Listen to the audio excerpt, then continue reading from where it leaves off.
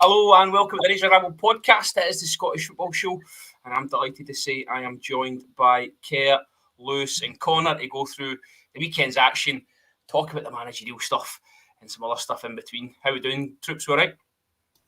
Brand new. Good weekend all around. A brilliant weekend, and I'm sure we all cannot wait to dive into it.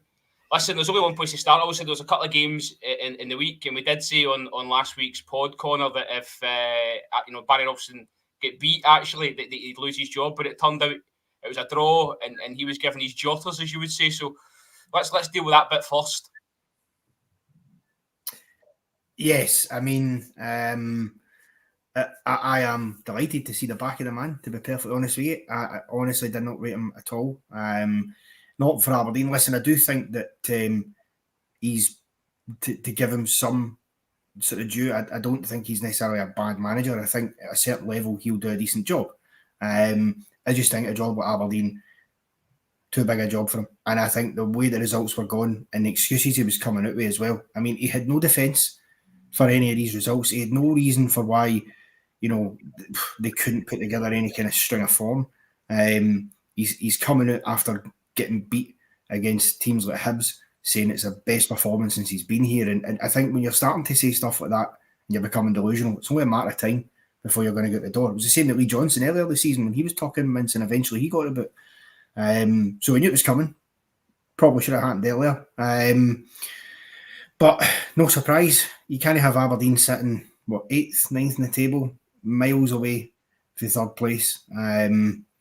At this stage of the season, they had to make a change. I think that there's part of them thinking that last season they made a change around about a similar time after the Darvel stuff and all that, and then a battering off Hibs, and it worked. It galvanised them. They got back into the hunt, albeit they were aided massively by Hearts having their own collapse and losing their own manager as well. That's not happening this season, I don't think. But they did need somebody to steady that ship, because any chance they've got to get in European football, which they can still get because it's a tight table, it wasn't going to be with Barry Robson, I'm afraid. So no, a deserved sacking, one that was long in the making, although God knows how Aberdeen deal with the wider aspect, because that's the 4th manager they've now removed in 3 years. They're not getting their decisions right for me, and that's a problem. Barry Robson was okay till the end of last season, but why? What qualified him above other candidates you could have interviewed, really, to actually take that job on a full-time basis? I never ever seen that personally. So no, absolutely no surprise to me at all, or anybody in the show, because we covered it. We absolutely did. You're spot on. Kerr, I'll come to you, because since the sacking names have been bandied about, we seem to have a man out in front. I think spotted at an airport somewhere across the country and on his way to Pittodrie, possibly going to be announced and then in the dugout for Tuesday night is Neil Warnock. Yeah, I mean, 75, do you know what I mean? But he still knows his stuff. He can still get players working hard for him. He gets them. Get good discipline, he gets him in a good shape, and he'll stable the club, and that's what I think Aberdeen need. But what Aberdeen problem is, I mean, Matt Robson wasn't good enough. We all knew that. He done as well as he could, but like Connor said, that's a good few managers. Sometimes you have to look at the bigger picture, and I think the players have to look at themselves. I think the board have to look at themselves, and Warnock's not going to fix it, but he's going to steady the ship. But the next appointment's going to be huge. And I think Aberdeen's problem is they think they're a big club, and they probably are because of the way you're situated. But the 80s have gone. Do you know what I mean? They're not got Alex Ferguson in charge anymore. And to me, they're not any better than Hearts or Hibs. They're all kind of fighting for that spot. And everybody says if Aberdeen turn up, they should be the third big force in Scotland. But why? What have they done to justify that tag, apart from Alex Ferguson being there? Do you know what I mean? So I just think there's bigger issues up at Aberdeen and Barry Robson, and also you can look at Jim Goodwin as well. But I just think the next appointment's going to be crucial for them. But they've not got a lot of money like a lot of clubs, so I don't know where they go. But Warnock will be a good fit to get them to the end of the season. I'll tell you that. Well, that's it, isn't it, Lewis? The Warnock appointment seems to be on an interim basis. Now, I was saving this point for you because you've been quite vocal previously up to Barry Robson sacking, saying that they shouldn't be in the position they're in. They've got a really good squad. Do you think that squad is something that Neil Warnock can get going? Well, I mean, this would have been a fantastic appointment permanently. So the fact that Aberdeen have managed to persuade a guy of this standing and what he's achieved at probably a higher level of football than the SPL is actually quite amazing, to be honest.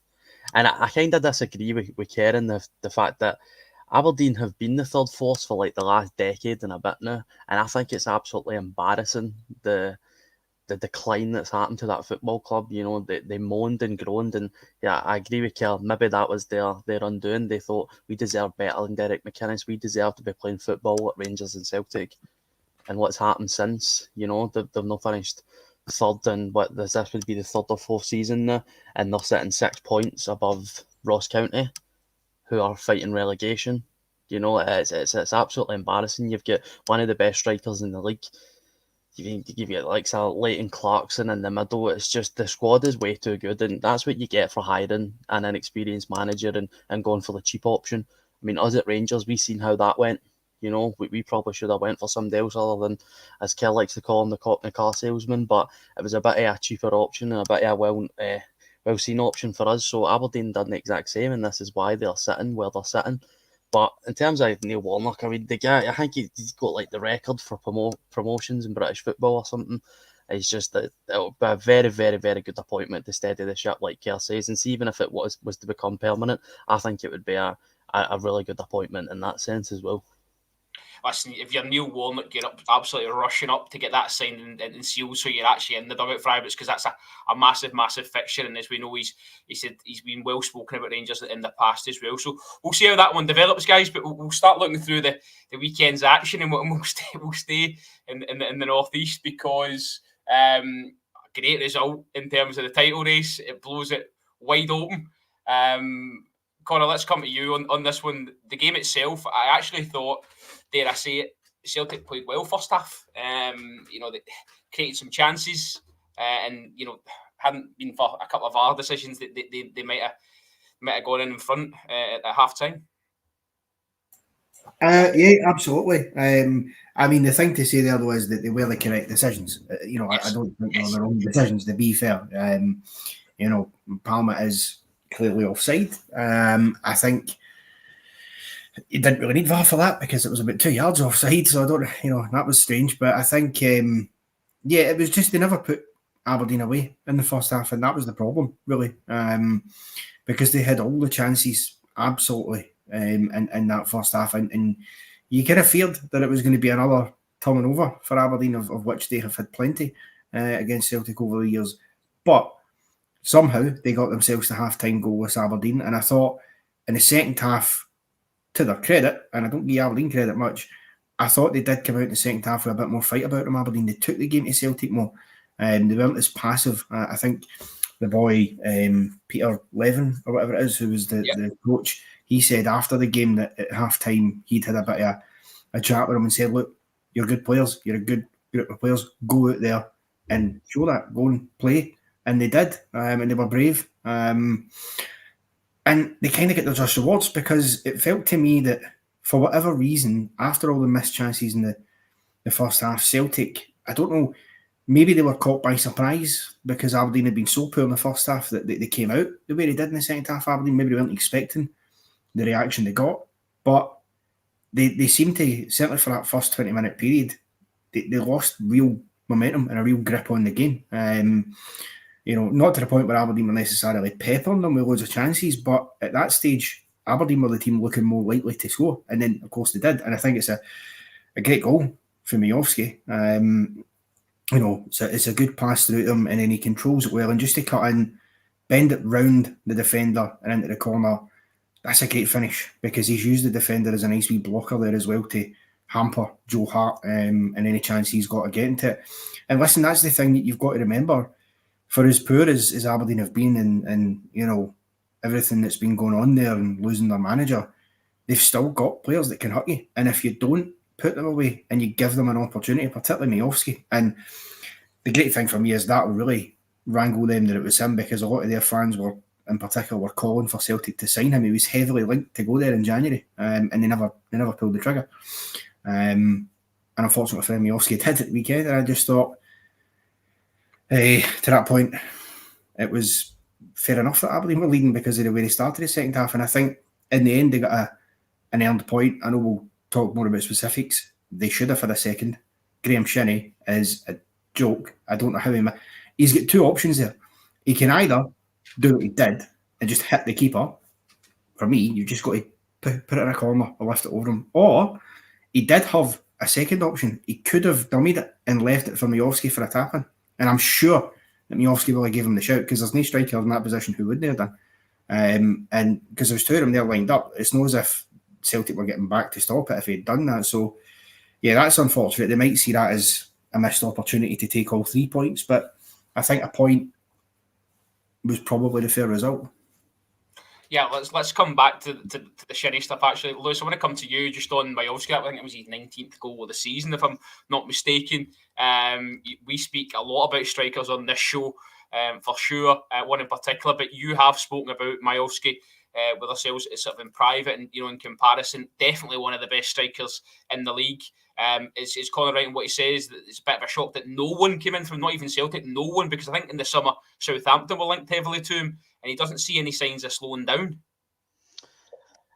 I think in terms of like anybody else coming in from, you look all across Europe, it was a very quiet January transfer window. I think it was just a bit of a feeling around Europe that there wasn't going to be a lot of business done, but I can assure you he will not be at Aberdeen come the summer. Like, he is a phenomenal striker, and I was all aboard the Lawrence Shankland train, and I was for him coming. I think he is a phenomenal player as well. But I did always prefer Miovski. If I had the choice between the two, I would have always went for Bojan, just for the fact that he's a lot younger, so there's a bit of resale value there. I think when you compare them, you could maybe argue that Miovski's maybe a slightly better striker, and Shankland's maybe just a better all-round footballer. And I tell you right now, if Miovski had signed for Aberdeen, for Celtic, I would be a lot more fearful of our title chances, because I think he would eventually start playing over Kyogo. Kyogo's been an empty jersey this season.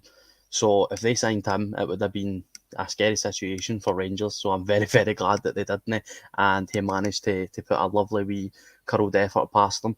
Very much like a young Kobe Maino's curled effort as well. Very, very similar. Two very, very good goals. But I think he's a fantastic player, and Aberdeen are well within their right to ask for upwards of £5 million, because he's a full international as well. He's only 24, and I think this is his second season of going to hit over 20 goals. So all power to them for asking for that amount of money. Just on the goal, Lewis, stick with you. How important is the interception or the recovery, should I say, for Conor Barron, just to get the move going out to Polvara? And as Conor says, it's a great ball through, but I just thought Conor Barron maybe just a wee bit overlooked in the move. Look, he's one that if you hear anybody involved in Scottish football, he's probably should have got more game time this year, because a lot of the Aberdeen faithful have been very, very full of high praise for him. I think Leighton Clarkson's not been really turning up this season, and you need somebody that's not a bit of a Yorkshire Terrier like Graham Shinnie. You need somebody that's a bit better on the ball, a bit more creative, and when he's in the pitch, that's the type of stuff that he does. He's a good ball progressor. He's a lot of forward passes, and there was a reason that Rangers fans were excited when we were linked with him, because I think he's another really, really good young Scottish talent that needs to get snapped up by one of us for a change instead of going down to England. Well, he was linked a little bit with the Rangers a few weeks ago. Maybe some people see that as a Ryan Jack replacement. Who knows? Again, another one that you keep an eye on. Ken, I'll come to you just on Celtic themselves. They made a sort of a raft of changes. The left back went off. I think Tony Ralston came on at left back. We see the new winger, that's added to about 8 or 9 wingers they've already got. He comes on and he gets the goal. A bit of a scrappy affair. Sort of breaks to him, deflected goal. Seems to be a bit of a theme with Celtic at the minute. It was a scrappy goal against Ross County. Another scrappy one at the weekend. Is that something we can read into and take something from? I wouldn't know. I would just take it a game at a time, because you know yourself, you've got players that can hurt you. Listen, I think it was a game of two halves. I think Celtic played better in the first half, and what I see in the highlights in the second half, Aberdeen were the better side. Obviously, Clarkson was right through, missed. Shinnie should have scored, but Joe Hart done well actually, didn't he? Commit too early, that's why Shinnie came and didn't know where to put it. But I thought probably the result in the end was probably a fair result, was a draw. But Celtic are only playing well, and we're going to have to capitalise on that, because this is the best chance we've had for a long time, considering how the season started for us. But on Conor Barry, I know he's been linked to a lot of teams, but I know he's a lot of offers for Championship clubs in England. So I'm just hoping maybe we can get in there and snap him up. I think he'd be ideal for us, but it depends on what Kilmarnock wants. But I don't think he'll be at Aberdeen next season. Miovski's the same. I don't think he'll be there either. No, that's exactly. I think Miovski's got that resale value, isn't it? As Lewis talked about, and if there's a new manager coming in, he might need to do that just to fund a bit of a rebuild. Conor, just a final word to you on this one in terms of Brendan Rodgers. You know, you listen to Celtic fans, they're not happy. They're really not happy. Recruitment wasn't great. Brendan Rodgers said he was going to bring in quality. They seemed to lose a bit of that with David Turnbull going out the door and not much else coming through the door. Is it one that he will get to the end of the season, or do you think if he's under pressure he might actually find it a bit harder than he'd imagined when he took the job? Well, firstly, I'll just very quickly say on the game, Celtic should have been down to 10 men. I think we can all agree with that. Miovski's on a booking and he wipes out Miovski, and it was unanimous on the Sky Sport. Even Charlie Mulgrew, ex-Celtic defender Charlie Mulgrew, says Stonewall second yellow, because if he's not on a yellow he gets a booking for it. So I think that's one the referees missed and got wrong. And because we're not was Miovski booked for that actually? Because was he booked in that? He was booked for his reaction because he wasn't at the fact that he'd been wiped out and Miovski was still in the park. And I can't say that I blame him for it, because, and it's not just about, it's nothing to do with the fact that Celtic, in any game, if I'm watching any team and a defender's in a booking and they fly in for that, 9 times out of 10, that's a second yellow card and you're off. Because that's not just a wee niggly one, he's proper just went in. So he was lucky. But on the Brendan Rodgers point, I think he'll get to the end of the season. I don't think there's a question about that. What I would say is that he will be gone in the summer if he fails to win the league, purely because there was already a section of Celtic fans who didn't want Brendan Rodgers back in the first place after the way he left the last time out, because there's a lot of them who believe if he'd stayed that they'd have won the 10, as is that obviously didn't happen, as we all happily know. But it will be interesting. I think there's 2 big games, possibly more, coming up for him in terms of if he was to go out to the Scottish Cup to St Mirren next weekend. I think he would be really, really under severe pressure then, because you're then out of 2 cups. You're then left with only the league to chase. And by this time on Tuesday night, we could be at the top of that league. Okay, they can get back level in points with us, but you know, you'll go into that game potentially level in points with us, having had an 8-point gap, now being wiped out. So that on top of, if they lost that game, I think then there's severe pressure. You know, then, you know, you might hear the questions being asked, but I wouldn't see the point if I was Celtic personally. If I was the board there, I don't know why you would replace him before the end of the season, because there's still every chance he wins the league. Obviously, I hope he doesn't, because I hope we do. But I think until the season's done, you do it. And obviously, as I say, the next big game after that will be either if he gets through another Scottish Cup game or when they come and play us at Ibrox. I think they're 2 massive games in terms of whether or not Brendan Rodgers sees out the 4-year contract that he promised he would see out when he came in the door. Yeah, a point well made. Okay, we'll leave Aberdeen. I've got to go down as a short result. Hibs, St Mirren. I would say Nick Montgomery is under pressure now, Kerr. I think he's had 6-2 each draws. He's had a 3-0 defeat, obviously, at the weekend to St Mirren. There's a clear area here that needs addressed, and it's defensively they are just all over the place.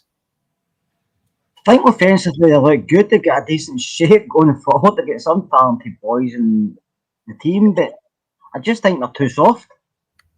Far too soft. The goals that Mirren scored, the cross balls, Gogic snaps in very easily. Big Mandron was the same, and the penalty wasn't a penalty for me, but I just think they're too soft. Every team's playing through them. They try to put out for the back. He's not changing. He's not got a plan B. He's sticking with a plan A because he's wanting it to work so badly. But sometimes things only work when you get the players. I don't think they've got the players for it, I'm afraid. And I think it could be his downfall. I know he's only in the door. I know they've got all these different players coming in from Bournemouth and elsewhere because they've got links for them. But I just feel there's something in the team is not right. There's no balance whatsoever. Like I said, they've got two boys in the middle of the park who they couldn't tackle each other, to be honest with you. They're very soft. And St Mirren are like a good side when they want to be, but you can't get at them and beat them. But St Mirren just kind of steamrolled over Hibs, I thought, very easily. I thought they probably had harder games and they have played Hibs. And probably went to Easter with thinking this could be a tough game, but it's not the first time I've watched Hibs and thought they're awful.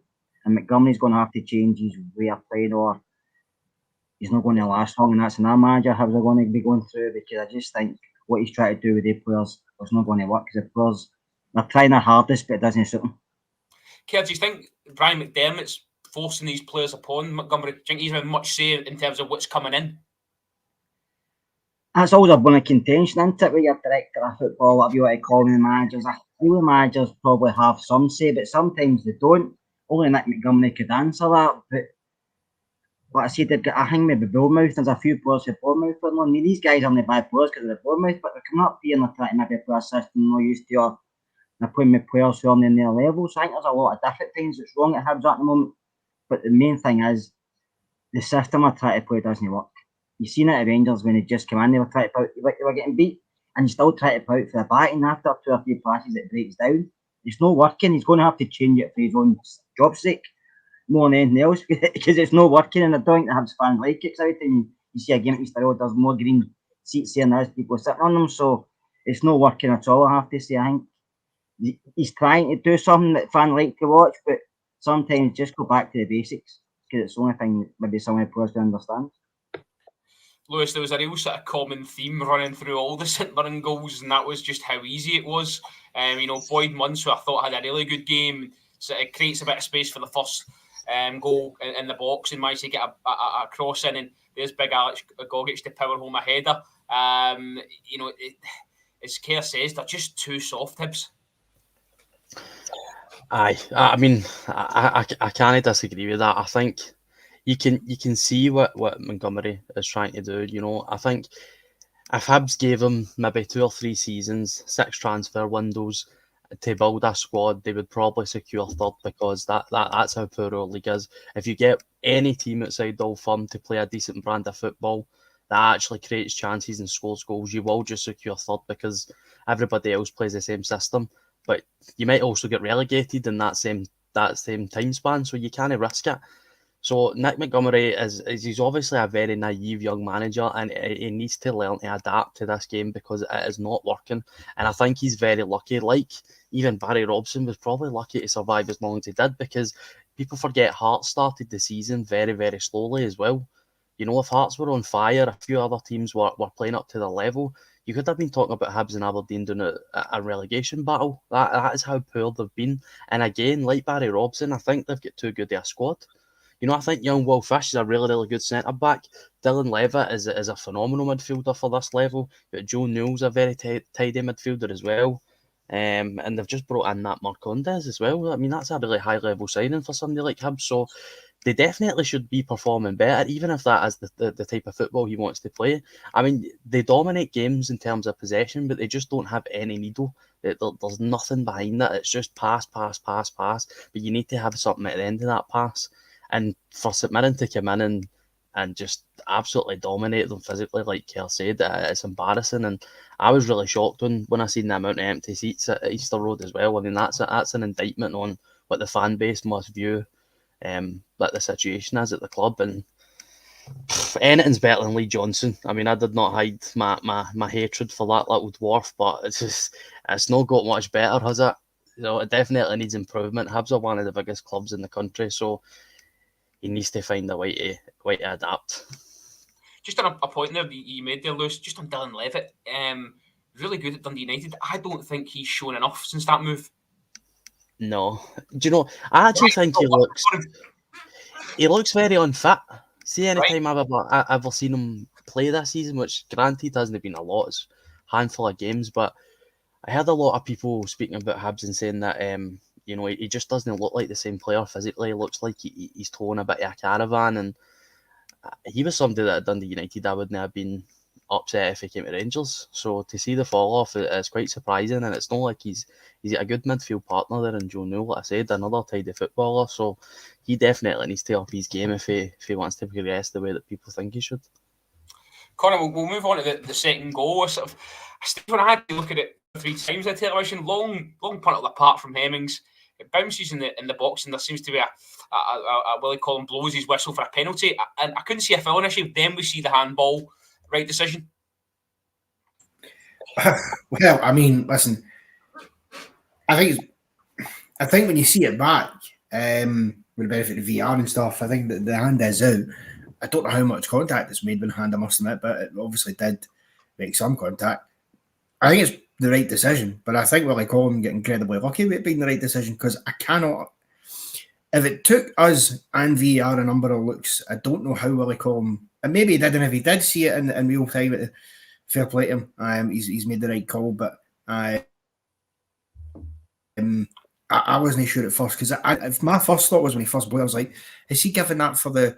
Because there was a swim player that kind of ran and looked like he was going to get it, and there was a collision between him and the Hibs defender, and I thought, is he giving it for that? Which wouldn't have been, but. Well, we knew it was going to go there, didn't we? We just knew. It gave us a couple of warning signs, but Ken, I'll come to you, because you're a man that lives in Paisley, and just wanted to know what the so I've just given away your address there. Forgive me. You get any chaps at the door? I'm moving them all, Robert. You're a man that lives in the local area. Just in terms of the feel around the place, are the St Mirren fans, getting excited? Are they thinking they can maybe, pip Kilmarnock to a European place, or they just take it one game at a time? I actually think they can finish in the European place. They feel under Robson. They've got a team who never say die. They know they're not the best football side, but they've not got a squad of guys who are going to go out, give 100%, dig deep, and end up getting the result. Most time, maybe at home, or they're getting good results away from home as well. And listen, they didn't expect to be this high up the table at this time in the league. I thought they'd been maybe further down, but Robinson's done well with some of the players he's brought in. And like I say, he works a system. It's not pretty at times, but he knows his players' strengths. He doesn't try to do anything fancy. They've all got a job to do in the park, as you see. They've got guys who can run the channels. They've got guys who are physical. They've got Big Gogic, who's been at Hamilton, Hibs. And he's an okay footballer. He's not great, but knows his job. He doesn't shirk anything. Yeah, he's physical, and that's what you need sometimes in the SPL. You don't need pretty football. Is great to watch, but sometimes it doesn't work when you're a team like St Mirren. You need physical guys along with floor players, and I think they've got a bit above St Mirren, and they're getting the results, and I think they're quite confident. I'm not saying they're going to get it, but I think they're quite confident. So finishing the top 6, but listen, like I said, I don't identify. I don't mind them because my dad's a St Mirren fan. He doesn't go anymore due to health reasons, but he always watches them when he can on the TV and stuff, and he's really happy at this moment in time. So I'm happy for him, and like I say, it puts a smile on his face, which is great to see. So listen, if they get in Europe, that'll be great. Lewis, drink for the first time. I still say it wasn't a penalty. I think the boy was very, very close to where he kicked the ball. So I think you can't really move out your hand. But then the question becomes, though, because he's not jumping, he's just standing still. Why is his hand up? That's what they've looked at. Because I agree, in terms of close proximity. Well, I understand that, Conor. I know with VR nowadays, it hits any part of your arm, for your sleeve down, whatever, they give you a penalty. But I just feel it's very, very close. And some of these penalties I wouldn't give. I just think it's ruining the game of football. Yeah, Willie Collum didn't hesitate. Straight away, gave it. I know, but I just feel it wasn't. That's just my opinion. We've all got opinions. Doesn't mean I'm right, but I just feel some penalties nowadays, they're no penalties. I just prefer it. Listen, see, when I was younger, a penalty was if you accidentally moved your hand towards the ball and you knew you were doing it intentionally. Some of these folk don't. Yeah, you can have your hand out like that, but if you play football, you know yourself, your hands are always going to be at your side when you're running, when you're moving, your hands are always going to be down there. If you do put your hands in different positions, it doesn't mean you're intentionally to hit the ball, does it? Lewis, do you think the difference this year for St Mirren in particular is they've got options up front? We see Mandron get a goal at the weekend. Ayunga's been decent the last few weeks as well. You know, it's obviously harder for the well, even for Rangers to bring strikers in, but obviously St Mirren have got a couple of the guys that they can rely on for goals. Do you know, I think the situation there is that you've got a really, really good manager that knows how he stays within his means, his squad. He knows the ability level that he's got to work with, and you know, like you said, Mandron and Ayunga are two very specified types of players. They're two big target men, but that's exactly what St Mirren need. So they work quintessentially.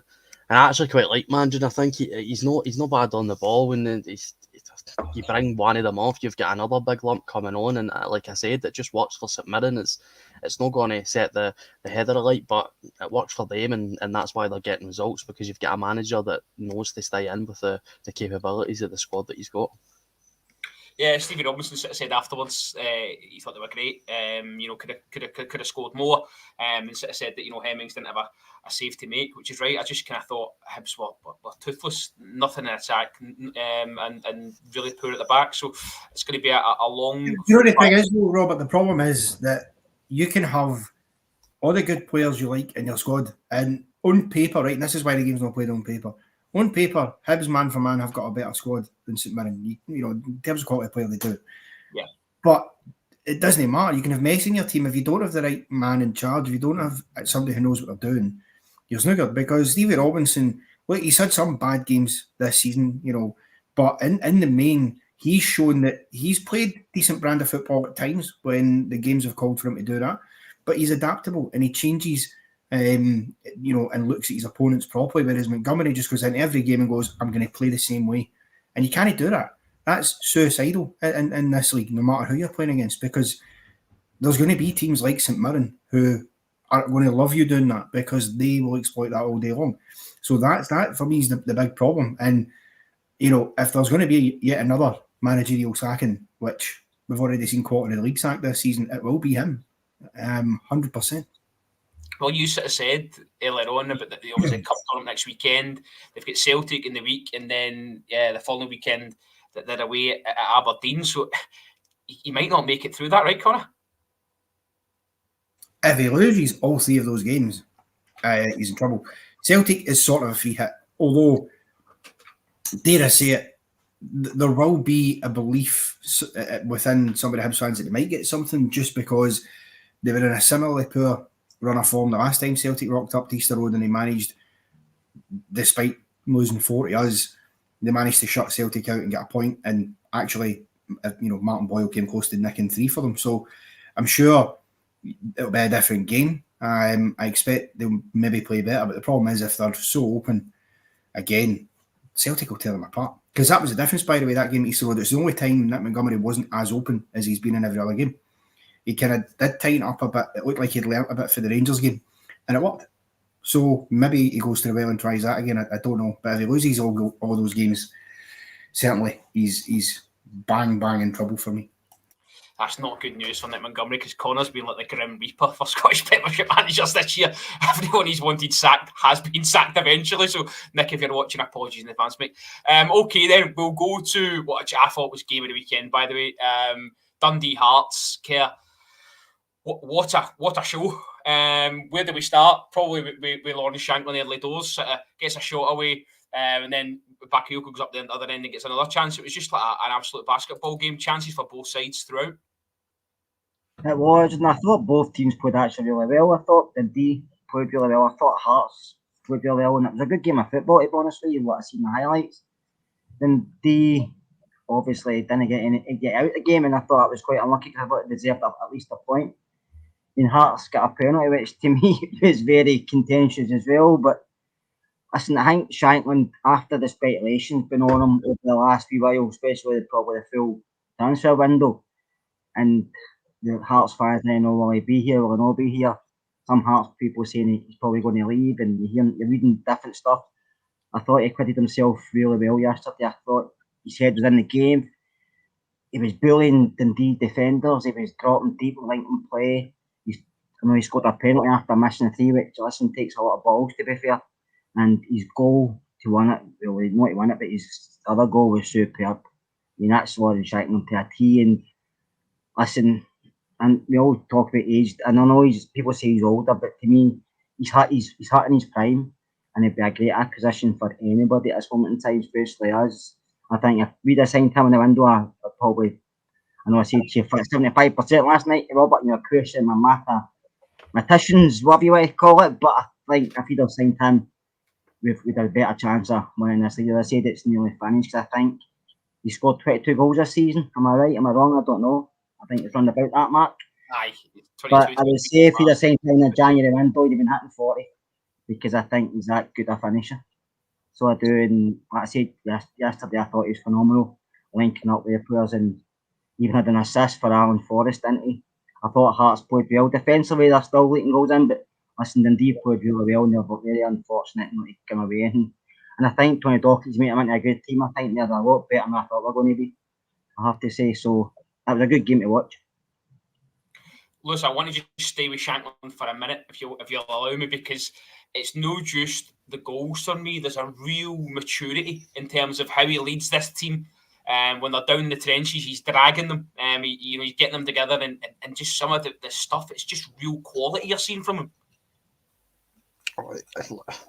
I remember, I think we played Hearts at the end of last season. It was maybe the second or third last game of the season, and I was at Ibrox, and I think I was like 4 rows up, so I was very, very close to the grass, and he was in the corner, and it just tore like Yilmaz, and I think it was Goldson, a new one, and it was a player that I always had, some reservations about, and after I seen that, I thought I'm going to keep an eye on him, because I think he's having a wee bit of a transformation, and he isn't just a striker, like you said. He's turning into a complete forward. He's so good on the ball. He was dinking in and out of that Dundee defence like it wasn't even there, and he's a good passer on him as well. It just everything about Hearts goes through him, and that would be the only worry.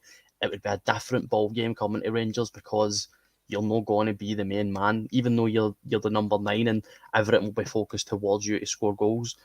You'll have so much attention took away from you for different areas of the pitch, and you never know, that might help him out, might take the burden off him a wee bit. You'd miss penalties, maybe that's why he's making mistakes like that. But he's been faultless this year, and he was outstanding last year. And do you know what's scary? I think he went 12 games or something without scoring a goal at the start of the season. Yeah, like that's what the heck. He could be on 30 goals by January if he just kept going. He is outstanding. He's a phenomenal football player, and how nobody came in for him, it's absolutely baffling to me. And you just wonder if Big Clermont has other ideas in his head, because he would have just been perfect for us. I've got to say, since the start of the season, no one has made anyone smile. Lewis, no one has made Lewis smile like Lauren Shanklin just had there. He was beaming when he was talking about him. I love that. Connor, I'll come to you, because we always talk Dundee up, and we have done since the start of the season. And I just have to say, the goal for Lyle Cameron, was absolutely fantastic. I've got the wrong teeth in the night, by the way. I don't know what's going on with me. But no mind. They're definitely no mind. It was absolutely. Owen Beck starts to move. Bakioko's involved as well. Luke McCowan, who we spoke numerous times about on this show, but I just think Lyle Cameron is another gem. Yeah, I think he's, Dundee, for a club like that to keep finding, under Tony Dock, to keep finding these wee hidden gems, it really is impressive. And there's part of me wondering, is it that, these are really good players that they've found, or is it just that they've been average players, they've came in and Tony Dock just has known what to do with them, and known how to get out of them, what they're maybe capable of at an earlier stage. And I think you've got to give him a lot of credit for that. And Lyle Cameron, I think, again, he's another one to keep an eye on for the future, no question about it.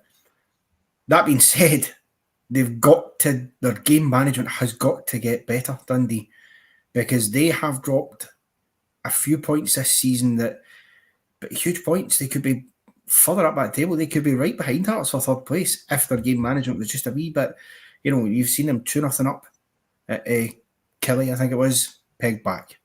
Or rather, no, it was Hearts. They played a couple of weeks, just about 13, 14 days ago. Yep. It's almost a similar situation.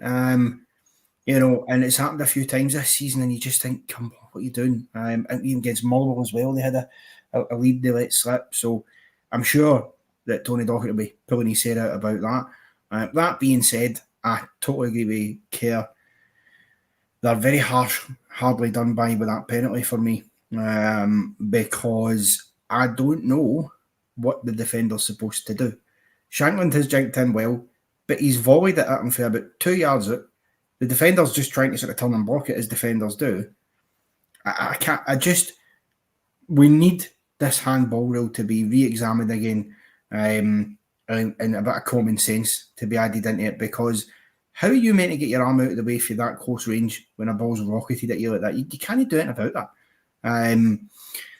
You know, that part again, you know, the old saying used to be, you know, balty hand and all the rest of it. That's completely gone now. And for me, that's what that is. That's, you know, you can't do anything about it. So I think they're hard done by there. And obviously, without that penalty, I think they probably get what would have been a deserved, you know, point out of the game for me. Connor, even with the penalty, you know, Theo Robson looked like he'd been watching Christian Deutsch with that header at the end.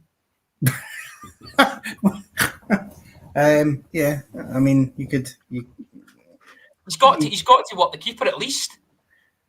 I agree. He's got to work the keeper. He should do better with the header. Yeah, absolutely. And I probably was out of the Christian Deutsch. He had a decent chance before that as well, by the way. It did. Yeah. Look, I think that the issue is that I think he's somebody who, for Dundee, will do a decent job. He'll get you a number of goals a season, but he's not going to take every opportunity at his level. And I think he should do better. He should probably have scored more so the header, I think, than the other chance. I think the header's the big moment for him. And to be fair, he's been a bit harsh on Christian Deutsch because the Tino scored down south at the weekend. Is he moved? Is he there? Because Scottish football show, and I don't even know where Christian Deutsch is. Where is he? Where's he gone? I can't remember. It's doing. I think it's like is it League Two side or something in England? He's playing a higher level of football then, certainly. Brilliant. Okay. Well, let me just fact check that for a second. Forest Green. Forest Green. That's the fella, aye. Right at the bottom of League Two. Yes. So you got to go for them at the weekend. I knew I'd seen it because I just remember seeing the Sky Sports video printer with Christian Deutsch's name popping up for a team that wasn't Kilmarnock. I'm going, who's that? Hib, sorry. So, aye, there you go. So, Scottish Football Show exclusive. Poor hosting for Robert for not doing his homework, obviously. But I was out yesterday. I wasn't watching the video printer come in, unfortunately. So, okay. Listen. As I say, Tony Docherty had actually said before the game that they'd learnt lessons for that trip to Tynecastle. Didn't really look like it, as Connor says, in terms of the game management side of things. But I definitely think they'll be pushing for top six. Whether they get it or not, it might just be a bridge too far this season. But we shall see. Kerr, we're going to go to Fir Park. Being billed as the Kevin Van Veen derby. I don't like that. I really don't like that. He was only there for a season. So Kevin Van Veen derby. And I saw a wee thing on TikTok. I don't know if you guys had seen it before you came on, but there was about a dozen Groningen fans had come over to watch him. He only got a few minutes at the end as well, these poor guys. But they didn't have tickets, so Kilmarnock had sorted them free tickets into the ground, which I thought was a nice touch, and a good way to sort of, have some sort of bond with these supporters. Maybe they'll come back and watch Scottish football again. Well, maybe they won't after what they've seen in the park, to be fair. Okay, well, a guy that you've been waxing lyrical about since I've probably joined this podcast is Lewis Mayo, Kerr. And it's absolutely stunning volley. It was. I caught it sweet, didn't he? And it just went through a ruck of players. Keeper was inside and nestled in the back of the net. But listen, Lewis is not going to beat Kilmarnock for long. I think his performances are getting better every week. His consistency's improving. I think McInnes has said it himself. The way Lewis is playing, he's mentioned for a Scotland call-up, and I feel Lewis will eventually move for Kilmarnock and go somewhere else. I just hope we've got a selling clause on him, because I think he's got that ability in him. He's a very consistent player. He's just unlucky when he's coming through Rangers. We dropped the ball there. I don't know, because I remember he waited for so long and he get there for the season, he come back, he put a cut of pre-season games. I just think with different managers in the building, he's never had a chance. He was away before Kilmarnock came in. Maybe it's been different. Listen, for me, he's better than the boy we've got in the B team and they're coming through. I can't remember his name now. The big boy, yeah, he joined me. Yeah, I think he's better than him. But listen, he's away now, Lewis, and I think he's done really well at Cully. Derek's to come on. I don't know much about him for. I don't think it was much. I think it was a free transfer. Maybe he just got him for, or maybe got him for some because he's going through the academy. But I don't know. But I think he's not going to be there long. I think he's doing really well down there. But I thought over the game, Motherwell were a better side than what I've seen in the highlights. They had the better chances, but a draw was kind of before the game. You probably said it was going to be a draw with these two sides. I don't know what I picked in the thing maybe do the predictor. Aye, I probably put Motherwell to win or someone going to win. But listen, it was one of these games, isn't it? Theo Boyer scores again, which is a bit of foreign for him. But Motherwell probably needed the result more than Kilmarnock, to be fair, but Derek will be disappointed he's not kept up 1-1. Lewis, is that point well made by Ken about Theo Bair, the fact that, that this game was a lot about Kevin Van Veen and the fact that Motherwell couldn't get him back. Stuart Kettlewell made no sort of bones about it in terms of they just couldn't compete on what was on the table from Kilmarnock. But Theo Bair, to be fair to him, is doing a good job. The goal he scores, he gets onto the ball lovely, and it's a great finish. He looks like he's got a bit more confidence. Well, he needs to be because they've got nobody else. I mean, was it Washington was the big boy that they had at the start of the season, and obviously Beereth, which is absolutely bullshit from Arsenal, if you ask me. I mean, that's just, I understand maybe they wanted the boy to get experience at a higher level of football, but Motherwell obviously went into that deal with an expectation of a full season, and you've took probably their best player away for them. It's really, really poor for the Premier League side, but leaves them in a position where Theo Bair needs to step up, and he has been doing that for the past few appearances. But Kilmarnock are just, I've always been very, very high spoken of Kilmarnock this season. I think they've got a really, really good, well-settled squad and probably the third best manager outside of the old firm and Derek McInnes. And I think the pickups they've made, they've brought in some really top-level experienced campaigners in the SPL. I think Greg Stewart's a really, really good pickup. Kevin Van Veen, we spoke about, and even Gary Mackay-Stevens as well. He is a good player when you get him going. It's just obviously if he can stay fit or not.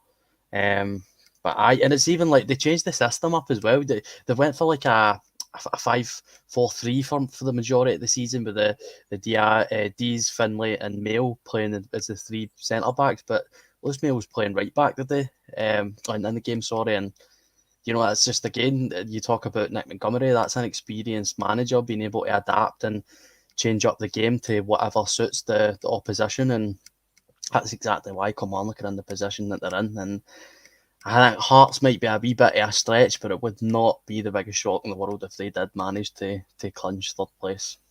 Oh, that's a right shout, Lewis. That's a right shout. Connor, just on a man that we spoke about again at great length on this podcast, Danny Armstrong. The young boy Gent seemed to be the measure of him at the weekend and had a good, done a good job on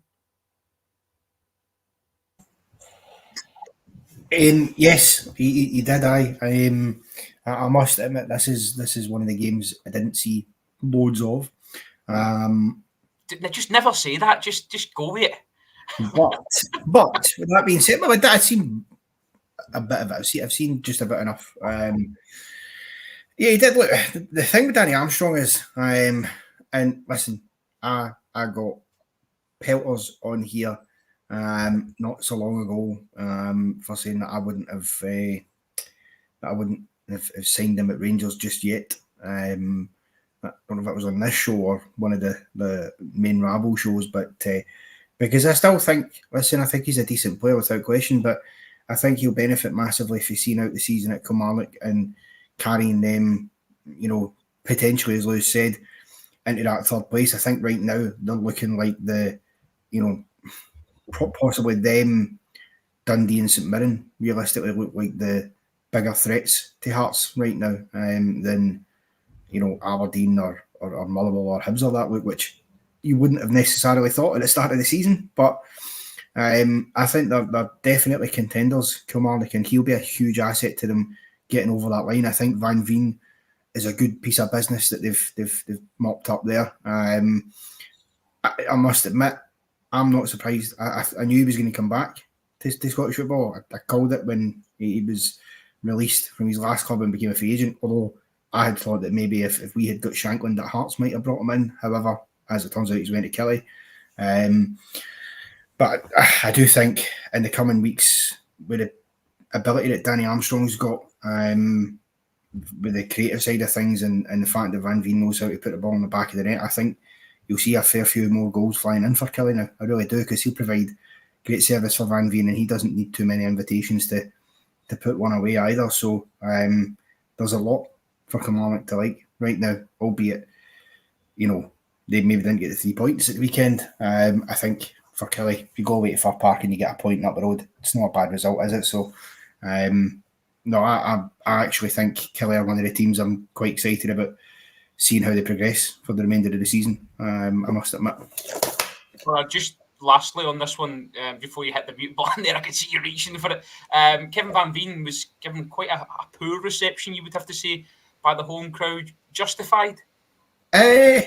Not really. I can't understand why, because he was a great servant for Motherwell in the time that he was there. It wasn't a very long time, admittedly, but you know, he came in, and for me, what he done for Motherwell, he filled the gap that they hadn't filled since probably Louis Moulton, his first spell there when he was in his prime. You know, they made the attempts with like Curtis Main and stuff after that, and okay, he was okay for a bit, and they had, what was his name, the big English fella they had, Ryan Bowman, for a bit as well, and he done okay. But Van Veen came in and was that solid focal point for them again, and really they should be thanking him, because his goals, in my opinion, kept Motherwell from being properly in relegation scraps while he was there. So maybe it's just one of those things, you don't like seeing one of your best players come on against you for an opponent. And I don't know, was there a thought amongst Motherwell fans that maybe they could bring him back?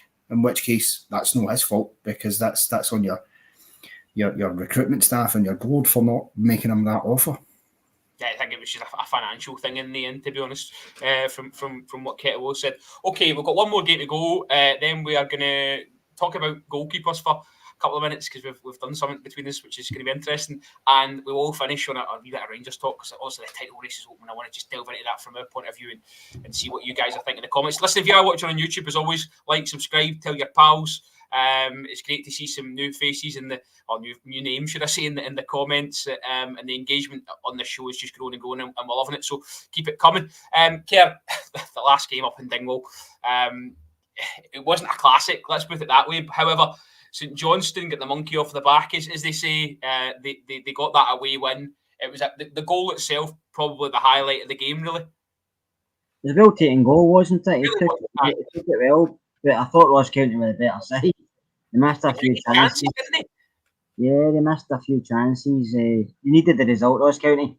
You needed that result badly. You never got it, and I don't know what Derek Adams said after it. Probably all the nonsense as usual, but they needed their 3 points, and they should have got some for the games. I thought they were the better side. They more of the ball. They had enough chances to score, but listen, Craig Aberdeen's done really well since he's come back into management, and he's picked St Johnstone up off their form. He's got a good few points for them, and they're clear of relegation. And the way they're going, I think they're going to keep picking up points. He brought in a few players who settled in the side, and he's got a good few pickups. And listen, they look decent at home. St Johnstone, they got the 3 points away, but Ross County will be not happy and they'll get something out of the game, considering they made a few chances after last week. They played reasonably well as well at Livingston. So listen, I think Derek Adams is finding this harder than he thought when he came back. But that's the job he's in, and he's got to try and get something for them. And I'm not going to finish bottom, because I think Livy's down, but you need to be in a playoff fight with somebody for the championship to see if they cup her down. Don't know if you can hear that. My wife's decided to hoover. She knows I'm on this podcast, but she's decided to whip the hoover out. What kind of hoover is it, Robert? It's a shark, I think, actually. No. Right. Anyway, Lewis, just all the chances seem to be right down the goalkeeper's throat from what I saw. And as Kerr said, Ross County did need to get some points on the board here. What I will say is I've got the boy Brown seems to really work hard for Ross County, and I don't really know what his best position is, because he always seems to be in the opposition box. He's a player that you're right. I mean, it's kind of like who's the other boy for Ross County? Is it Conor Randall? He's an no bad player. You don't really understand where his best position is. I think he might have started as like a right back. He's played in midfield. He's played at centre back, and it's the same with the boy Brown. I don't know if he's a winger, he's a full back, he's a goalie.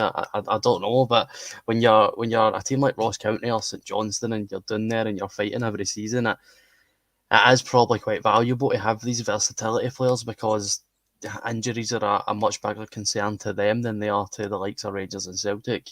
Although we have been absolutely annihilated by injuries as of late, but you know, when you've not got the finances or the pulling power to bring in replacements as easy as us, then it is definitely worth it to have guys like that can play in multiple positions. But it definitely wasn't one for the memory this game. You know, just to talk about Craig Levein, I think this is what happens when you bring in a guy that's experienced and knows this type of football. And he's took at the start of the season, I thought they were gone. After like the first 4 or 5 games, I thought that was it. St Johnstone are finished. They just look like they've got no hope whatsoever. That cup defeat they got, was it still in Albion, was it, or one of the lower league teams took 4 off them, wasn't it? So you're thinking, but they stuck with McLean, and as you say, when he left, you thought they're gone. Finished, exactly. And it's like you look at Montgomery and Robson, and like you said, McLean before that, maybe that just isn't the answer to go for the younger candidate. Maybe sometimes you do need somebody to just steady the ship. And St Johnstone are only like a point behind Aberdeen and 2 points behind Hibs. So it just shows you what the managerial position can do. Connor, you look poised, ready to come in there. Did you have something to add to there? You're on mute, buddy.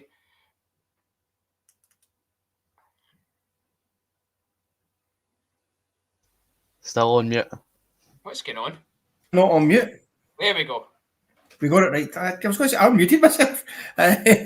No, I think, look, he's certainly steadied the ship at St Johnstone. I think I would agree with that aspect to it. And, you know, I'd seen there he is, I think they're 4 unbeaten in the league, 3 in a row, and then beaten County there, I think. So that, you know, that's a good win for him. Just creates a wee bit of breathing space for them in terms of that relegation spot. So all of that I agree with, but I'm still no necessarily having. Oh, what's he no having? I'm not having beans and toast before I go to bed tonight. That's how I think he's going to finish that one. We'll wait for him to come back. Kea, I think one thing I did take from this game is Yandanda. Ross County are going to miss him. They really are. I mean, it's probably the first time I've actually appreciated the wee fella. I used to think he was maybe, you know, a wee bit airy-fairy, but he's got the captain's armband on. He really is trying to drive and create chances, and Hearts have actually got a decent wee player there for nothing. You can understand why he's decided to go to Hearts. He's put up in Dingwall. He's looking for somewhere bigger to play, somewhere you can get more, you can put yourself more in the window, and that's a good pick up for the Hearts because he's a decent player. It's just unfortunate for us County. I think we're situated. We've not got a lot of money, so you probably thought he's up here, but going to Hearts, a good signing for Hearts. But like I say, it's a shame for us County because they've had a decent team there for a while, but you know yourself, the fans will know as soon as they get anybody half decent, they get picked up by other teams, and that's what's happening in Dundee. There you go, Connor, what you got to say? How are you going to finish that? I'm not going to. Yes, I'll finish my point there. I don't know. Clearly, the issue with the mic was just the hint that I was about to freeze. No, I was just going to say that I'm no, you know, necessarily having this Craig Levein loving, really. I think they're a dreadful team to watch, St Johnstone. Yes, he's got the good points on the board and that sort of matters, but, you know, for me at the weekend, Kerr said it earlier, Ross County were the better team, they just didn't take their chances. You know, St Johnstone got one really good chance, fair play to the big boy that scored it. You know, it's a good finish. But Pioka. Yes, well, you know, the interesting thing is, I have actually seen St Johnstone live and in the flesh this season. I seen them against Airdrie because I was at that game. Because a mate of mine is an Airdrie fan and, you know, got a ticket to go. So I was like, well, you justify you can go wherever you want, big man. But I'm aware that I'm on the Rangers rabble, and the comment section might not be as forgiving as yours. You know, but I went to that game, and I just knew St Johnstone were going to win that game before the ball was kicked because they're so poor. And in that game, they offered next to nothing against the Championship side. One who are admittedly in very good form, and Rhys McCabe certainly, and getting his name in, being held in high regard right now because of how well he's done. But they were dreadful. And the big boy that scored at the weekend, he was probably the worst player in the park. He was diving all over the place. So for me, I think Craig Levein still has a lot to go to show that he can be. Because if you're St Johnstone, right, and this is my issue with it, you've had Tommy Wright, Callum Davidson, who did win you a cup double and played great to do that in the first season, although the league form kind of went by the wayside. But in the season after that, it was dreadful. They didn't score enough goals and they were poor to watch. Steve McLean didn't change that either. And Craig Levein is still the same problem over and over and over again for this St Johnstone team ever since that cup double for me. And I've not seen enough for Craig Levein to suggest that I think he's the man for it. I think he'll maybe see them to the end of the season, keep them up, and then maybe he tries and rebuilds and we'll see next season what happens. But I'm not trying to be negative Nelly on him. I just don't see it with Craig Levein. I don't rate him at all in the slightest. I think the problem with Levein is he's probably with their chairman, and I think that's one of the reasons. I think obviously the first choice was Martindale, who didn't take the approach, so he wasn't going to leave Robson at that time. You're probably thinking how he should have, but I just think they kind of ran out of choices, and the chairman's maybe spoke to Levein, maybe on the off chance he would be interested in taking us to the end of the season. I do agree with you, because they needed to get somebody in to steady the ship, because like Lewis said, they were heading like they were going down, and he's come in and that's what he's done for them. And if they keep on the SPL, the chairman will be happy, but I do agree, you need somebody else in charge, and Martindale probably won't beat Levy because I think he's down, so there's a chance they might go back for him or they might go for somebody else. Rhys McCabe has a good shout, but you just don't know where he'll end up. But I think, listen, I don't like Craig Levein as a manager either. I think his best goal was at Hearts the first time, but apart from that, he's not done a lot for me. But listen, he's getting the best what he can out of that St Johnstone squad, and I think the fans will be happy and we're going to get relegated, and the chairman will as well. Robert, can I just have a wee word on Jan Danda? Of course you can, mate. Yeah, jump in. You know, this is the type of signing that I think the likes of Rangers and Celtic are very, very ignorant towards. I think he's a really, really talented footballer. And to get somebody like this on a free, I wouldn't be surprised if he's one of Hearts' main men. I think he's that good. I think he's good enough to be a starting number 10 for a team of Hearts level. And you look at a lot of the Rangers fan base complain about guys like Rabbi Matondo, who cost us £3.5 million. You talk about Scott Wright. I think it was just a nominal fee, but still had to pay some money. And you could go and get somebody like Jan Danda on a free contract, and he would probably improve the backup players at Rangers. In my opinion, I think he is a better player right now than Matondo, and probably slightly better than Scott Wright as well. I mean, I didn't realise he had 11 goal involvements in just 23 starts last season for Ross County. And that's really, really impressive. And I think he's got 5 or 6 this season and about the same amount of games. Consider how badly they're playing. And that's a really, really top pickup by Hearts, and it could prove to be a really, really good signing for them. And again, it's just ignorance. Just ignorance for the big two. We really need to start digging in our own backyard, because it would cost us like so much less money than going on the content. But I just wanted to give him a wee shout out, because he's a bit older than I would have liked, but very, very good player. But you think as well, though, where no disrespect to the managers he's had, but a proper manager as well, they might be able to bring him on and get more out of him and take him up that level. Aye, exactly. And just looking at his career so far, he's not really had a proper chance. I mean, I think he was at Swansea, but he barely get any game time, and then he ended up at Ross County, got his chance, and he's took it. And I think he would be a very good pickup for Hearts, definitely. Right, okie dokie, lads. We'll draw a line under the weekend's action. Now, before we start this, just in this group chat before we came on with, I was thinking about goalkeepers and I was watching the games, and we always talk about goalkeepers on here, Connor, don't we? Because Connor's a part of the goalkeeper union. So I thought we'd just maybe ask the guys to rank the keepers, and just in their opinion, the keepers in the league this year. So we'll start with you, Lewis, actually, because this is something that I can imagine you enjoyed doing. So fire away, mate. How are we doing it? Are we doing like who's first for all years and then second, or are we just going through? No, just rattle through, mate. Rattle through. Right, so from first to last, and this list is just based on a mixture of their ability overall and how they've performed this season. So it's not just necessarily who's the best. I've got Jack Butland in first. About Listen, we've all got Jack Butland first, haven't we? Aye, he's about 1,000 miles ahead of everybody else. I know he's just come back for a broken leg, but for me, Craig Gordon is the second best goalkeeper in the league. I would then go for Joe Hart. I would then go for Kel Roos, who I actually really rate. I think Roos is a really good goalkeeper. I don't think he's having the greatest this season this year, but he's been really, really impressive since coming into Aberdeen. I've then actually went for Trevor Carson, which might be slightly high, but that's based on, performances this season. Again, Liam Kelly might be slightly high, but overall ability, I think he's a good goalkeeper, a Scottish internationalist. Then went for that was your top 6 then, wasn't it? Top 6, yep. And then number 7, I went for the Kilmarnock goalkeeper, who's probably the one I know the least amount. I've just kind of went for him based on their performances this season. And number 8, I've actually went for Mitov, the St Johnstone goalkeeper. I think he's been probably their best acquisition. I think he's been a big part of why they've actually been able to save themselves this year. Then went for David Marshall. Never really rated him. He obviously had his moment against Serbia. I don't think he's been great since come back to Hibs. He's been improved recently, but no for me. Number 10 probably should be last based on this season, but I actually quite rate him. It's Shamal George for Livingston.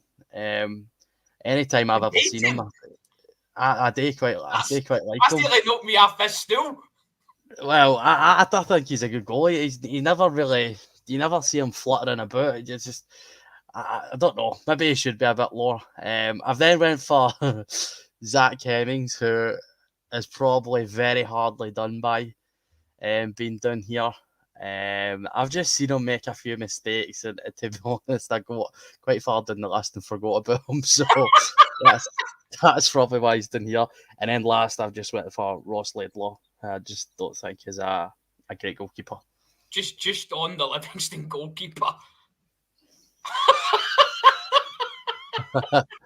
I like that. I think that's brilliant. Okay. Well, listen, my list differs from that massive, but I think I'll go last. Ken, we'll come to you. You've obviously spent a bit of time on this as well, so fire away. I hope the I've just went for goals with Tony. I've never included Craig Gordon. He's not kicked the ball in earnest, so I didn't include him. So obviously Jack Butland at 1. I picked Roos at number 2, and I picked Xander Clark at Hearts as number 3. I think Xander done well since he became first choice, and he's doing that well. He's keeping Craig Gordon at the team. See, just to caveat on my list, if Xander Clark was in, I would have had him third. Just to caveat that. If he was in, he's been playing all season for Hearts, and you've put Craig Gordon, who's only played 1 game against the Spartans. What do you mean if he was in? Right, Jeffrey Dahmer, pipe down. It's my fucking list. Wait to see your list, all right, big boy? Well, I can guarantee you that every one of my goalkeepers will have actually played this season. So did he play 1 game? One game played that registers, didn't it? And he has the same. I agree. There were no rules. You see everybody interrupting my last week, didn't you? On you go, Ken. Take the floor. I don't even know where I went. I don't even know where I finished. You were at Keller, Roos, then Xander Clark. I believe number 3. I'm all for. I went for Joe Hart. I still believe he pulled off some save. I think the save it down for Shannon yesterday. Plus, I don't see a lot of him, so I'm just waiting for him, obviously, because he's still your number 1. I went for number 5. I went for Zach Hemmings at St Mirren. I think he's done really well this season for St Mirren. So I have, and then I think after that, I said Kilmarnock keeper. I went for. I don't even know what his name. I just put the Kelly goal. Yeah, Dennis. Aye. Then after that, I put Mitov for St Johnstone. I think he's one to watch. I think he's a really good keeper. So I do, and then I put Carson at Dundee. And then I put Kelly. Well, I don't rate Ian Kelly. I don't think he's a good goalkeeper at all, to be honest with you. I think he makes hundreds of mistakes, and I think just because of one time in his career he's been at Rangers, he's probably rated better than he should be. He went to QPR and he was awful, and he gets sent back up to Scotland. That's how bad he was. And then obviously I put the Ross County keeper. I don't know who that is nowadays. It could be the boy that played yesterday, or it could be Wickens, or boy, it could be somebody else. And the last keeper I put in is obviously Jamal George. I just think he's been brutal this season, but you have to give me a bit of sympathy. His defence in front of him have been really bad. Big Oberlai, we were praising last season, but this season he's been poor as well. But I think overall, Livingston have been poor. So I will say probably them all. Obviously, Jack Butland's by a mile, but I'd say one to look out for is the boy St Johnstone. I think he's a really good keeper. So, and what I've seen, I've not seen a lot of him, but what I've seen, he looks decent. Connor? Yeah, well, number one on my list is Ross McCrory, obviously. No, I'm kidding. It's Jack Butland I've gone for. Clearly, I think we can all agree on that. I've then went for Xander Clark at number 2, simply because I think, he's been obviously playing. I think I had a look at the stats. He's kept 11 clean sheets in 23 games. I think that's a good, decent time for him. And I actually think, given that he's had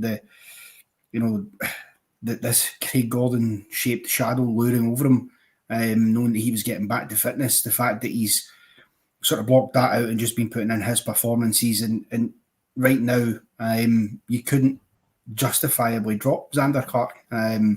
So he's number 2. I've got Kellerus in at number 3. Because, again, I agree with the guys. I think, at Aberdeen, he's unlucky to be at a team who've been so poor, because I think he's had some terrific games this season. I think if it hadn't been for him, I think Aberdeen would be in a far worse position than they are right now, because he has really, he's saved their arses on a few occasions. Excuse me. I've then gone for Trevor Carson at Dundee for my number 4 pick. I can't remember what it was at number 4.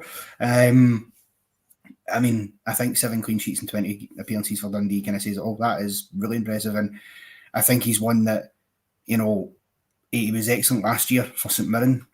So when he left this season, I was a bit surprised. I thought they might have wanted to keep a hold of him, but I think he's been brilliant. I've then got Will Dennis at Kilmarnock at number 5, because I think he's been doing really well. Then I went for Joe Hart at number 6, because, look, I think he's obviously past the prime of his career, Joe Hart. I don't think there's any question in that, but you can't take away from the career he has had. And the fact is that if you're just looking at pure stats this season, he's kept the joint second most clean sheets alongside Xander Clark. So I think to put him any further down would just be me having my blue tinted specs on and not being honest with myself. So I've gone for that. Then it's Mitov at St Johnstone, for every reason that's been said here. Again, he's been their best player by a country mile. And I've then went, can I see that there? Ross Laidlaw at County. Purely because I think Laidlaw's a smashing keeper. I really do. I think he had a really good performance against Celtic last week. Kept them at bay well. We had a number of decent saves as well. I think he's not made as many appearances because I think he's been injured, but I think he's generally done well when he's been in. Where am I? Number 10, I think I'm at, is David Marshall. I don't think I need to say where I'm at. He's, a former good goalkeeper. But there's a time he'd have been towards the top of this list, maybe many, many years ago. But for me, he's just lost it now. And then it's Liam Kelly at Motherwell, followed by Shamal George, purely because for me, I don't rate him. I don't think as highly as Lewis. I think he's a decent keeper, and I think if he wasn't at Livy, he'd certainly kept more clean sheets. However, there's been a number of tight games this season where if you're Livy, you need your goalkeepers to have big performances sometimes, and I just don't think I've seen him have a real big performance for Livy since he came in. And conversely, Liam Kelly, who sits above him, has had a number of them in his time at Motherwell, so I think that's my sort of justification around that. Well, listen, I think we're all agreed that in the next rabble, meet you and Lewis, I'm not allowed to talk about goalkeepers, okay? So, listen, I'm going to rattle through mine, nice and easy, and I voted with my heart because I'm a really emotional man. So, Jack Butland in goal has to be number 1, and then I've gone for Mitov. I just think I've been really impressed with the guy. I've spoken about him probably every other podcast we do on here. Every time we mention St Johnstone, it's always him. He's getting absolutely peppered every game. and you just see some quality there. So I've gone for him as my number 2. I put Xander Clark in at 3 because I agree. I think he's come in for Hearts at the right time, and he's not let them down really. You can't really fault him. So he goes in at 3. Keller Roos at 4. I do think again there's something there that I quite like. I think he's got another move in him certainly. Joe Hart at 5, and then I went for Hemmings purely based on what Connor said. Trevor Carson leaving St Mirren was a massive position to fill, and this kid's come in, and I have to say. Really giving that back 4 a bit of confidence. So he's my number 6. Then I've gone for Carson at 7. He's followed by Dennis at 8, Wickens at 9, Marshall, and then Shamal George. David Marshall's an international goalkeeper. We've absolutely ruined him on this podcast tonight, but I think we can all agree that he's at the probably the back end of his career. So it's more to do with that than anything that's gone before it. That was all right. Got a bit of debate got going. We're going to finish the podcast listening on some title talk, so we're going to bring the attention to the Rangers. So you want to get in the comments, then please do. It's been a great week for a weekend, should I say, for a football club. That draw at Pittodrie means that yes, we can win on Tuesday night and go top of the league. Care. You were obviously at the Rangers game on Saturday. How was the mood before the game, knowing what had happened in the lunchtime kickoff? It was fine. I mean, even after getting into the game 15-20 minutes in, we were still obviously nothing each, and there wasn't a lot of murmurings for the fans. Everybody was still quite relaxed. I think you can see we were playing well. We were just obviously, we were only getting the goal, but we were playing really well yesterday, and you can see it was coming. And then obviously we got the goals before half time, and it kind of settled everybody down. But I think we're all quietly confident the way Clermont's getting into games with this side. Like you said, they still taking it a game at a time, which is the right way to do it. Don't look too far ahead. But you can see the mentality is growing, the confidence is growing. I actually thought Silva played really well yesterday. I think his movement's superb. He tracks back. He's got great balance, awareness. He's 2-footed, and I think his understanding with Campbell is getting better each game. I think the two of them are on the same wavelength. I thought Campbell had a good game yesterday, and even the person sitting next to me who usually berates him every game, the last few while yesterday he was actually saying he was playing quite well, which I nearly spilt my balls though. But he must have been the guy who phoned in last Monday night and said we should sell. I can understand sometimes we're looking for, we know what players can do and we want to get the best out of them every week, but they're only human at the end of the day, and look by all the money and everything else. I think you're going to have performances where you're maybe not as good as your last game, but that's what football's all about. You just have to keep sticking with the players, and the manager knows that. The manager when he played in the team, if he didn't think he could perform, and we know what Clermont's done in the past, take him off before half time, take him off other times, but he stuck him yesterday. I know I said in the chat I was quite unhappy to see Lundstrom and Jack starting. I thought we'd passed that, just actually looking at a team sheet, but I thought both of them played okay yesterday. I thought Ryan Jack done well the minutes he was on. I thought when he went off, Lundstrom actually looked better, I have to say, because I thought when the two of them there are kind of in each other's roads, so they're both going for similar balls. But I thought we played well yesterday. And I know Matondo scored, but I still think he's woeful, but that's just my opinion or anybody else's. But I'm looking forward to the rest of the season. Desser's come on and missed his usual chance, didn't he? But if he'd have had the one, he might have scored it. But that's the only thing for me, guys. It's like, it's the forward line. We need goals for our positions to keep this going, because you're not getting out and out number 9. Dessers will score goals, but it's when he gets in the big moments, that's when we need to see if he can score them. But I think Silva will contribute a lot. I think Campbell will come in with a few goals. Hopefully, Monday starts and gets a few goals as well. I think we can score goals in various positions, but I just taking that game at a time. I don't want to get carried away, because it's very easy to get carried away because you're no winning for it. It's very easy. So I'll just take it a game at a time. But Tuesday's a big game for us, but I'm confident. Listen, I want to pull you up on a couple of things you said there, just to come back off mute if you can. Just that you said obviously that you're worried about the forward line, and that's concerns that I think we all have. But you mentioned about Silva and how good he looked, and I kind of thought that goal gave him a bit of confidence. You saw the chance where I think it's Cortez actually gets the ball in, and he sort of creates almost like a scissor kick, and just goes wide of the post. Yeah, he flicks it up and he just turns it himself. Listen, when you watch it yesterday, Silva was going for the ball, but then he was running the ball and getting out wide with it, and he was trying to look to see who was behind him, and there's nobody there because he was obviously playing as number 9. So I think he would look better with somebody next to him. I think that's the type of player he is. I think he's a kind of, you probably say false nine these days because he floats about. But you can see the boy's got ability. You can see maybe 2 steps ahead of some other players in the park. You can see how he costs that much money. And you can see he's a class act. You just hope he contributes enough during his time here, like Seamus has, because Seamus came on loan and his contribution was massive before he got injured. So you hope he can do even half what Seamus done. If he does, we'll be fine. But I said at the start, my big issue is the goals.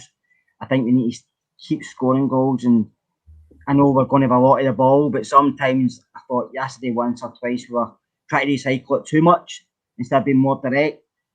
Warnock played okay yesterday, but I'm actually starting to jump into the same camp as Lewis. So I was quite happy when the old man's come on because he's just more direct. Nearly scored. He did, and I was unlucky, wasn't it? The wee floater at the bar. But the first thing the old man does is let him pass forward. He's willing to take that risk to go forward. I thought Borna was okay, but he was okay. But with the old man, it's like first thing he gets the ball, he likes to go forward. So I was quite happy with week one. Cortez looked good with what I've seen. He was quite direct. He looked quite comfortable in the ball.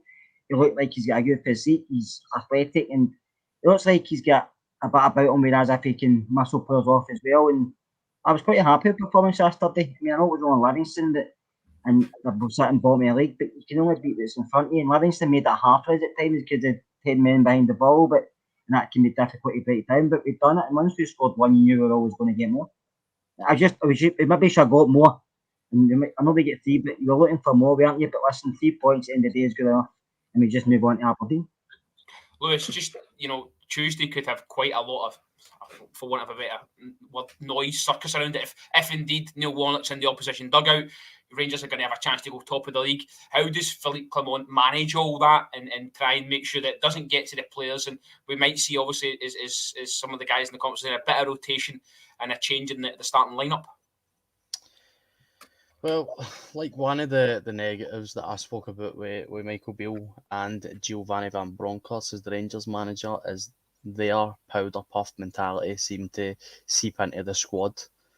And I think it's completely and utterly transformed under Philippe Clement. You see that the physicality and the determination and just the aggression that this Rangers squad play with is night and day difference for the last two managers to Big Clement. And I think that's why that's how we'll deal with it. That's how we'll deal with the rest of the season. I really don't think we'll see many blips. I think we're going to be pretty faultless as long as the players just keep listening to this man, because he has got a real opportunity. And I think the pendulum might very well be swinging in our favour now. It seems that Rangers have got the momentum, and we're still quite threadbare in the squad. That's the scary thing. We've still got so many big players missing, and if they come back, there's talks that Seaman's going to be back a lot sooner than was first thought. I think there's talks that he could even be back as soon as 3 or 4 weeks, and that's a massive boost to our squad. I maybe don't doubt Matondo's ability as much as Kerr, but I definitely think he's not on Seaman's level. He's not on Cantwell's level.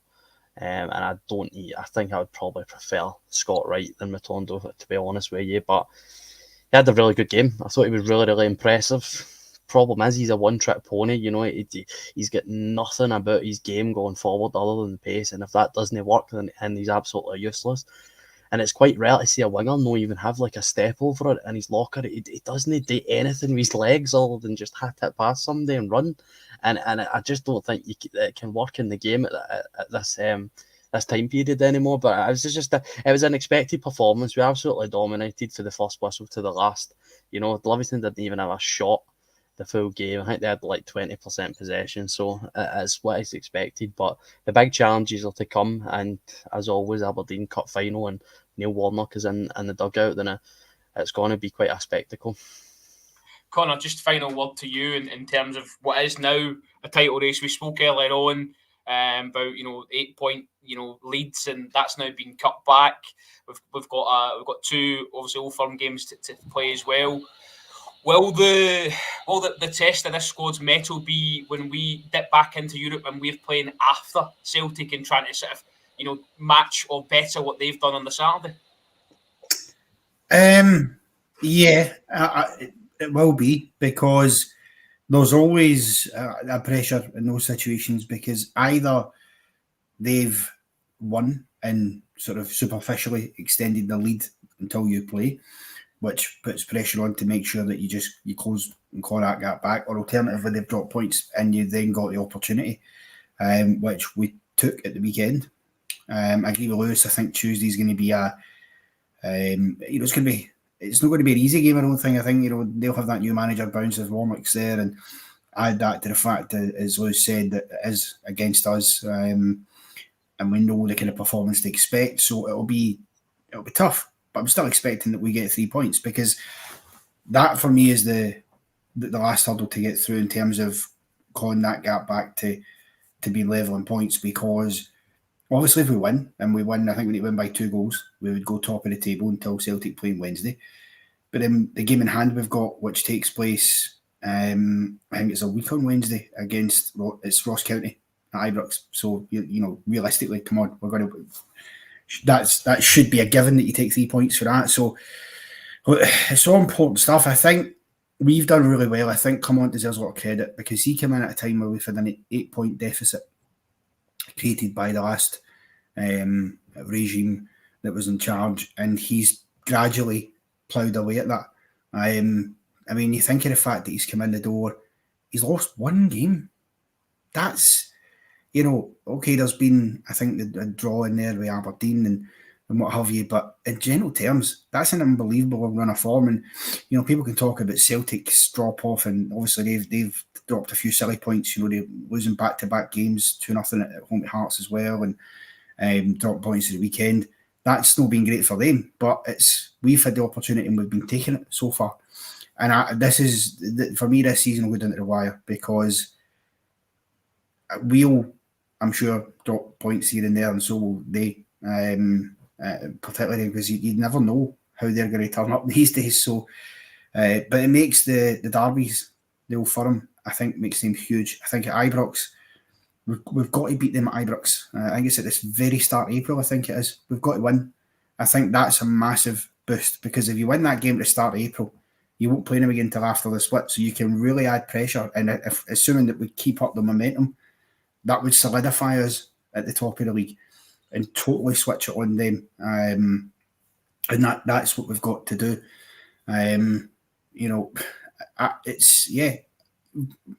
didn't think we'd be in the position we're in so soon into Kilmarnock's tenure, to be honest with you, because he's only been a couple of months tops, but he's very much, there's right now, without getting ahead of ourselves, I think we've got everything in our own hands again, and we just need to keep on winning games of football, however we get the job done, basically. And who knows, listen, we can still win a treble as well. We're still in the Scottish Cup. I'm sure we'll beat Scott Brown's Ayr United at the weekend. And then, you're only a couple of games away from being back at Hampden once again. Excellent. Listen, that's a good shift, boys. 90 minutes of non-stop talk. So, brilliant effort. Listen, everyone that joined us in the comments as well, thanks very much. It was a pleasure. We are back tomorrow with a phone-in, so do join us then. It's a jam-packed week. There's loads of stuff happening. Also got the Aberdeen game. We've got a podcast Friday night. Then we've got the game as well on Saturday. So do stay tuned. Make sure your notifications are on. But Keir, thanks very much for your time tonight. Lewis, thanks very much as well for joining us. And Connor, thanks as always. We will see you again probably at the other end of next week. Thanks very much. Cheers.